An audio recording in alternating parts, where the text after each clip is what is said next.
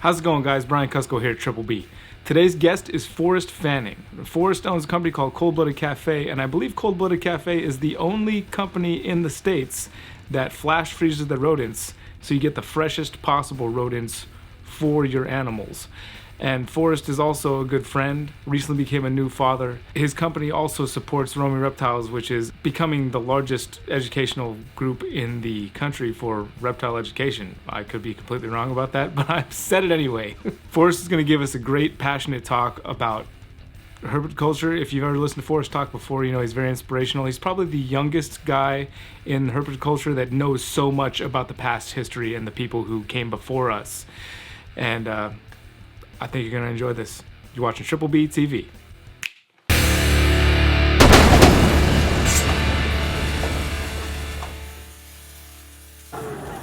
How has it been trying to run the business now that you had a kid? Now that you've had a kid whose birthday shares a day with my own kids, which is how you keep track of how old your kid is. Yeah, that's how I remember every time. Yeah, no, it's always. Or it's how I remind you. Yeah, for some reason, like it was due on the 23rd, and then it came on the 20th. Still calling it? Yeah, he came, Lars, my beautiful baby boy, and no, it's everything he told me it was going to be. You know, it was. I remember talking to you about it when she was pregnant, and just all the anxiety and oh my God, there's so many things I need to do. I need to change myself and all this stuff. But like, I don't know, it just wasn't real until he came out. Yeah, and then when I looked into his eyes and held him, and it's just like nothing I've ever experienced in my life. Just that level of love. There's never a moment I don't want to spend every second I can with him, and I'm just so excited to see who he's going to become as a person. What are his interests going to be? How's it been? Because Desiree plays a huge role in helping run the business too. Oh yeah, her time is very taken up now with the baby, I imagine. Yeah. Luckily, so as many people know, we've been friends with Stephen Cush since he was 13, 14 years old. And, he's been volunteering and kind of, I would consider him, a protege or somebody that I've mentored. And luckily, around that time, he decided that he wanted to, against my advice, he wanted to go full time and go ahead and move down and start working at our company. So he came down at the perfect time and was really able to give her some freedom to be a mom and spend time with him. I mean, she still has a lot to do with the business, but Steven is absolutely, he's stepping up. He's the rock, and I mean, I've just never seen anybody with that kind of talent and drive in my life. And I mean, I knew that. He's a smart kid. The minute I met him, he's a smart kid. He's got good ethics. He's loyal. And he can't be broken. I've tried. I've tried. I've watched you try to break him. Yeah, I've tried to break him because this business will break you. I mean, the level of stress and anxiety and just the emergencies that come up and all these things that come along with running commercial scale reptile and rodent production. It really takes somebody that loves it at that level. And so, I kind of look at it like, gourmet rodent, one of the biggest reptile operations in the world. Bill Brandt started out of his garage and built it up and built it up and built it up. And then there was this point where he hired this guy, Mike Lehman. And when he hired Mike Lehman, that was really like a turning point for the company. And Mike Lehman was like that. He wanted it so bad. And he was a very disciplined individual and just wouldn't give up, and eventually Mike Lehman ended up raising up and buying that company for millions of dollars, and they supply Petco and all this stuff. So that's, I kind of hope that's kind of that turning point in our company is Stephen Cush, and he's like family, and so I'm just doing everything I can to get behind him. When he came in, I was like, look, give me everything you got for the rodent side of the business and everything else, and I'm like, and I'll get 100% behind you with your dreams with reptiles. And so I've, bought him all kinds of animals already, whatever scrub pythons he wants and this and that, and just give them to him, just to keep him passionate. So yeah, big shout out to Stephen Cush, and I think everybody should definitely keep an eye out for that kid because he's going big places. So Cool. for sure. Yeah, I really like Steven. Yeah. There's I know I like him because I give him crap too. Yeah, You yeah, know, exactly. You know when you like somebody, you just feel comfortable enough to be like, so you're gonna be in the back seat for life, Steve. I'm sorry. Yeah, that trip to Florida was definitely like his breaking in initiation. You know, that was He did pretty well. Yeah, I did think he was gonna physically lash out at one point when we got to Mario's place and he hopping out of the back because we forgot to open the doors and let him out and just left him back there. Sorry, Steven. Yeah, I'm sorry, Steven. I have pushed him over the edge to hit me. You know, like he's hit me a few times, so that's you know, it's good stuff. But no, man, a family life, and it's just giving me that drive to go that much harder and be that much, you know, better of a person, and just be thankful for this situation we're in, where we're in this amazing world working with these amazing animals, and the opportunities for us to grow this industry.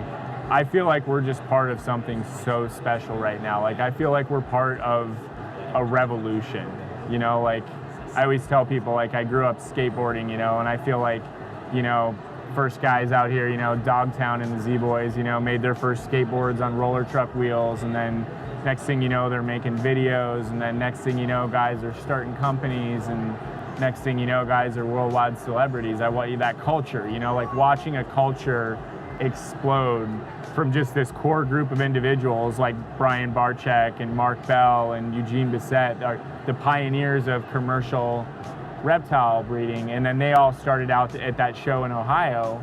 You know, all these guys, I mean, all of them, they used to go to these same little shows, they used to hang out in each other's backyards and barbecue, and now they've watched this turn into a worldwide phenomenon where it's not weird to keep reptiles anymore. I mean, if you're talking in a group of your normal friends outside of this, oh yeah, my friend has a ball python or this or that, like, we're getting mainstream recognition. And so I feel like, you know, for all you out there that are watching Brian's videos and you're wanting to get into this, you have no idea the potential for what you can do and the impact you can have on what I think is just the most amazing culture in the world. And that's not without its challenges, you know, that's not, we've got people fighting against us that are trying to make this look like a bad thing, like we're doing bad things for animals, when really we love animals more than anybody out there, and we have the ability to bring people together that love animals and get them to donate money and buy up land and raise awareness. Like, you know, if we can fight against this polarization from these opposing forces, and then if we can motivate and get people excited about the reality of how big this really is, because I don't think any of us realize what this is going to be in 10 years, who you're going to be in 10 years, who I'm going to be in 10 years, who Riley's going to be in 10 years. I mean, I think, you know, we could really change the world, you know, and we can be part of something really special, because as we all know the negative sides. We all know, you know, the stuff we're hearing on TV every day that, you know, 90% or whatever the percent is of you know, animals are going to be extinct within our lifetime. Well, should we sit there and watch it happen, or should we look for positive solutions and get out there and try to change it? And unfortunately, the animals don't have the time to let us politically figure out all of our, you know, human downfalls and you know, these politically motivated forces where it's like, hey, you got PETA saying they love animals, but then they're causing legislation that's stopping biologists from going out and getting specimens for them to study so they can understand that animal, so they understand how it works, so they can understand how to try to save that species. So it's like, people think they see these commercials on TV with these animal rights, and, you know, with, you know, the sad music and everything, crying, and they donate money, and they don't realize those forces are trying to go against the people that have the ability to save this. So that's our number one problem, is polarization and opposing forces, when really we all have more in common than we do have differences, because we love animals. So what do we do to move forward? So for everybody watching, you know, don't believe, never believe that you can't have an impact that can change the future. Because let me tell you something, one of the biggest wins we've had in recent times in USARK happened from some random person at a show that was a friend to somebody that they ran into this politician that they knew personally, and they told him about it, and something big happened. That's how big things in this world work. That's how you change the world. You don't know that you can't pick up the phone tomorrow and call 100 senators, and for some reason they like you for some reason, something strikes a chord with them, and they turn around and do something that'll change the world. You don't know that can't happen unless you try. So we need to believe that we can do those things, and we need to continue to support the USARK and continue to try to bridge the gap between the public sector, the zoo sector, the academic sector. You know, we need to bring all these people together and work together to make a future for these animals that we all love. So that's what I'm passionate about, and that's my message is let's get out there and do it. That's a mic drop, bro. That's a mic drop right there. Yeah, for sure. That's what I knew. This is what I knew was gonna happen. I just asked you a couple questions. I knew I'd get what I needed. Yeah, for sure. No, I want to get people excited. You know, I mean, sometimes I catch myself being cynical or maybe making fun of this sector of the industry or that sector, and I'm over that. You know, it's like I'm so happy that everybody is doing what they're doing, and God, the social scene, I mean, all of us as friends, I mean, you come to these shows and just how happy we all are to get together, it's just growing stronger and stronger. And I can't imagine what we can all do. And like I tell kids every time, hey, and you don't just have to be a breeder, you know, kids, please get involved in politics, get involved in USARK, try to go be reptile-specific veterinarians, go out and start reptile rescues like Ryan McVeigh. I know there's new videos out on a few video YouTube links that Ryan's done on how to start a reptile podcast, or not a reptile podcast, a reptile rescue.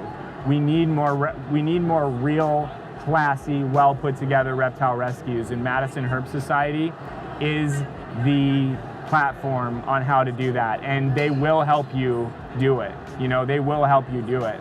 And then, you know, this new thing you're doing, you know, I mean, we were all just so blown away by what Brandon did with roaming reptiles with this education, and he did it by thinking outside the box. He did it by doing something different, by not going in there and talking and boring the hell out of them with these long lectures. Just like with what Brian Barczyk did with the Reptarium. You know, I can't believe the level of success he's had, and he's broken all the rules. He's broken all the rules of a zoo, you know? He's letting people come in and handle these animals and experience these animals, and they're walking out of there with more inspiration and love than they'd ever have at an AZA zoo, where they're just getting lectured. Maybe they get to touch something. It's like, hey, I'd like to hold this big Bella, the rhino iguana. I'd like to hold Perdita the retic, and they get to go in there and experience that. And Brian just completely rewrote what we all thought could be done with that on a shoestring budget. Zoos spend more on one exhibit than Brian spent on the Reptarium, and he's having an impact that they couldn't dream of.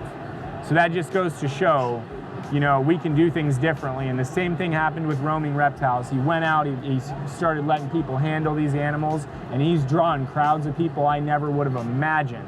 Just back to back to back shows. Do you know what an impact that's having on, and now for you to take it over, which I'm so happy and proud of you for doing that. I mean, I think you're the right guy.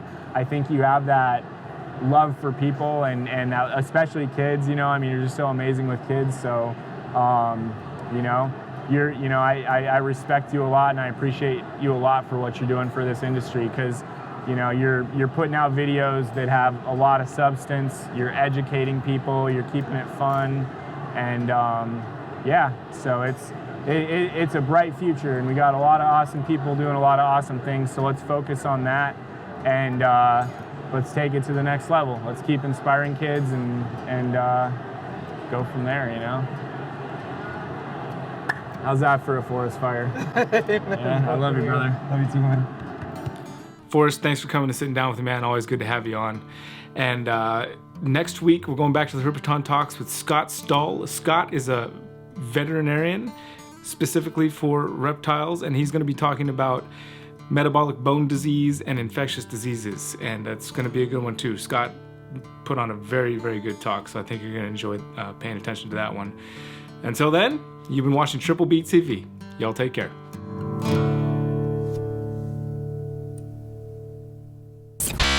And that's why, what idiots for not having me on your podcast. I mean, holy shit. Your podcast literally would have been 10 times better. When I seen that, I was just like, are they out of their minds? You need to have your own podcast. No, I'm gonna. I want to have Reptile Weekly News. That's gonna be my thing. I want to have a little studio. I want to do the 9 Club for reptiles. Make me not look fat. You know you're encroaching on my side of the table. Well, can we do the interview, or you just want to keep playing with your phone and taking pictures? Serious business. Yeah, serious business. Yep. No games here.